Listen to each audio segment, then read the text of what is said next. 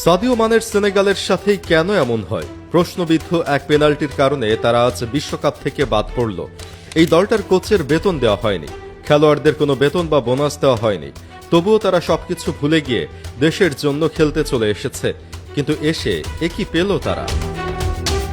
কয়েক মাস আগেও তাদের সাথে প্রায় একই রকম ঘটনা ঘটেছিল।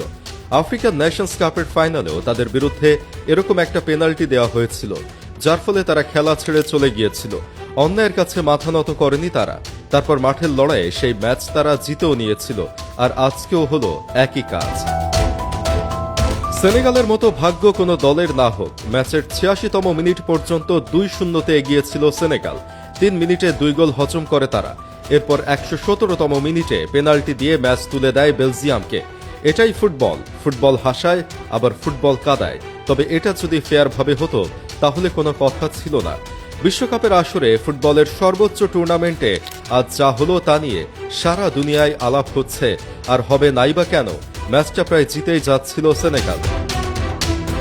ইউরোপের শক্তিশালী দল বেলজিয়ামের মুখোমুখি হয়েছিল আফ্রিকার দেশ সেনেগাল। ২ গোল দিয়ে তারা এগিয়ে গিয়েছিল, কিন্তু ২ মিনিটে ২ গোল দিয়ে বেলজিয়াম খেলা নিয়ে যায় এক্সট্রা টাইমে। এক্সট্রা টাইমের শেষ মুহূর্তে রেফারি যেটা পেনাল্টি দিল, সেটা পেনাল্টি না দিলেও পারত। এটা 50-50 ছিল। রেফারি চাইলে সেনেগালের পক্ষে ডিসিশনটা দিতে পারত, কারণ সেনেগালের প্লেয়ার বেলজিয়ামের প্লেয়ারকে ফাউল করার উদ্দেশ্যে স্লাইড দেয়নি, বরং বল ক্লিয়ার করার জন্য স্লাইড দিয়েছিল। কিন্তু ভাগ্য খারাপ তাদের। রেফারি সেনেগালের পক্ষ নিল না, বরং রেফারি পক্ষ নিল বেলজিয়ামের। ভিআরে যাবার পর সেখান থেকে জানানো হলো এটা নাকি পেনাল্টি। অথচ যারা কমেন্টেটর ছিল তারাও বারবার বলতেছিল এটা পেনাল্টি নয়, এটা পেনাল্টি হতে পারে না। কিন্তু কে শুনে কার কথা?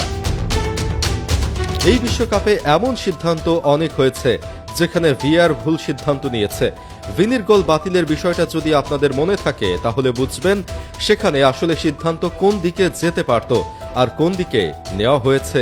জার্মানির একটা গোল বাতিল হয়েছে, ইরানকে ইচ্ছে করে বিশ্বকাপ থেকে বাতিল করা হয়েছে, এমন কথাও বলছেন এই বিশ্বকাপের দর্শকেরা।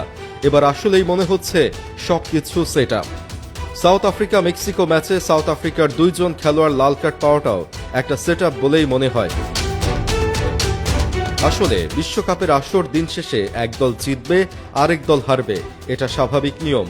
কিন্তু এক দলকে হারাতে গিয়ে যদি আরেক দলকে অন্যায় সুবিধা দেওয়া হয় তাহলে সেটা কোনোভাবেই মেনে নেওয়ার মতো না। আর এখানেই সবচেয়ে বড় সমস্যা হয়ে গেছে। ফুটবলকে, ফিফাকে মানুষ বিশ্বাস করত, মনে করত এখানে দুর্নীতি করা সহজ না। কিন্তু এই বিশ্বকাপে একের পর এক যেসব ঘটনা ঘটছে তা দেখে আর বলা যাচ্ছে না যে এখন ফিফা আর নিরপেক্ষ আছে। আপনাদের কাছে কি মনে হয়, ভিআর এর সিদ্ধান্ত কতটা ঠিক?